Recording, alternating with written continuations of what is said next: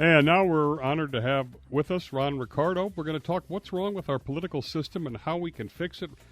Ron Ricardo is founder and managing partner of the Catalyst Consulting Group, a management consulting firm. It delivers strategy, performance improvement, and change management.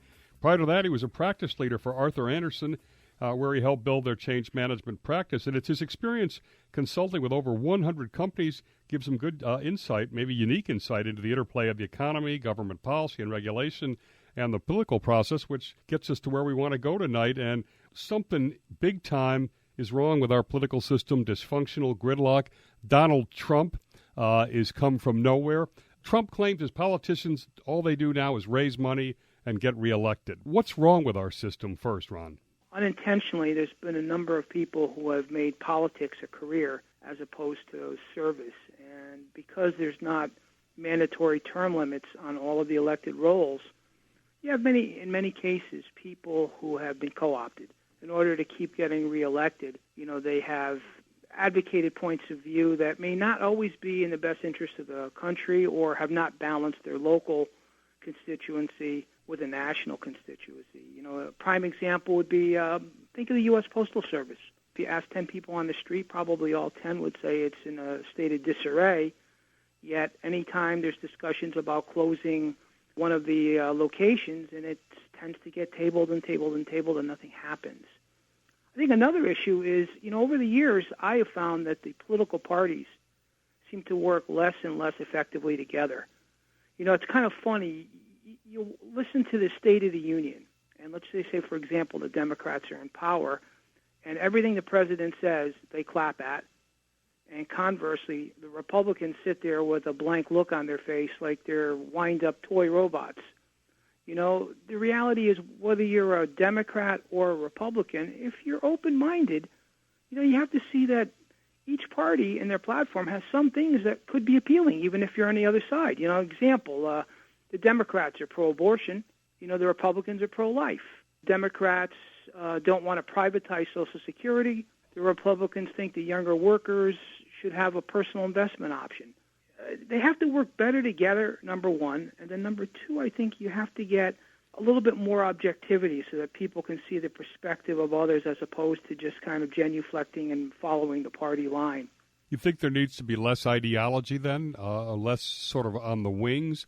Is that what you mean? Yeah, I think that's a great idea and a great point you're making. I think also, that part of the challenge is I believe the parties exert way too much influence on the candidates.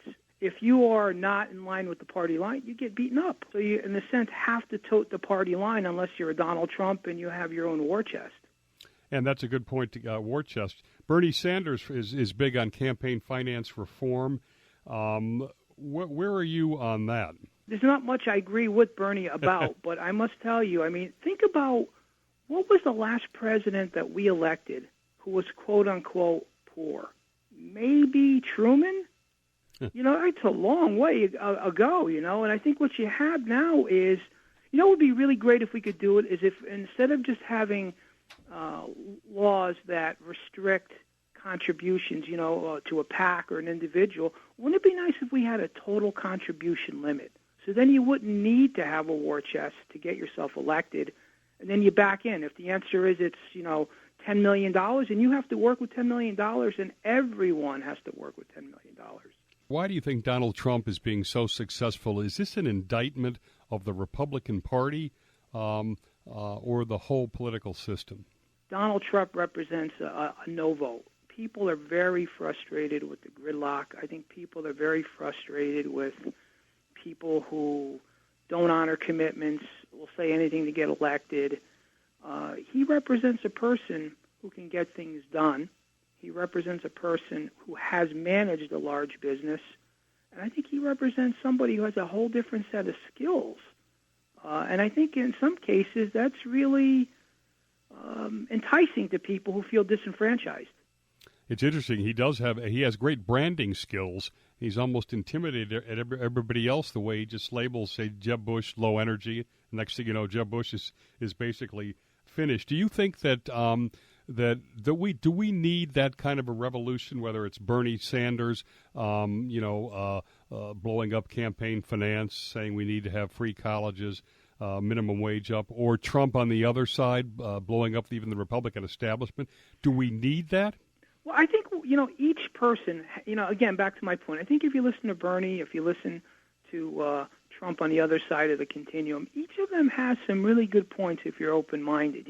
Let's pick the example about minimum wage. I do not believe the government's role is to artificially create a minimum standard of living. When somebody says we're going to say it's a $15 minimum hourly rate, ask yourself the questions. Is flipping hamburgers at McDonald's really worth $15 an hour? If you're looking at it from a free market standpoint, you'd probably say no. So then why are we doing it? Well, we're trying to help people who are disadvantaged. I feel for those people because I grew up with parents who had very limited resources. But conversely, I would argue they're where they are because they haven't made some very good choices in life. Maybe perhaps they haven't availed themselves to be educated, so their skill sets are at X amount.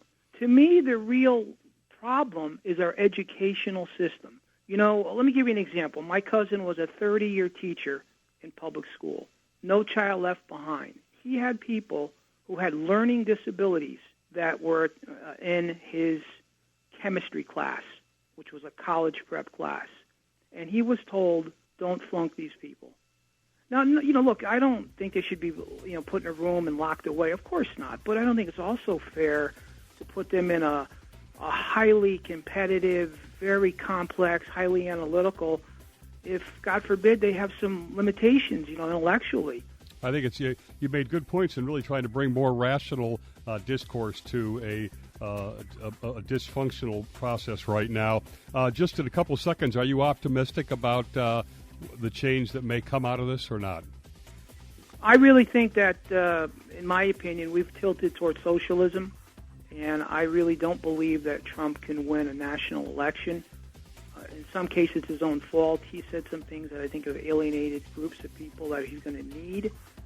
I do think that win or lose, somebody like him has gotten people to think a different mousetrap.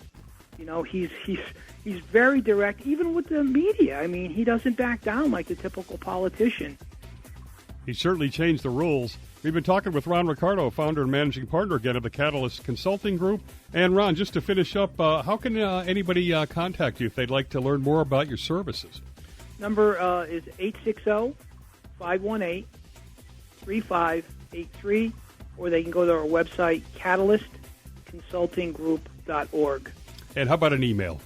rricardo@catalystconsultinggroup.org. Okay, quite an impressive track record you've had between Arthur Andersen and your own business, so I hope folks take you up on that offer. Thank you so much.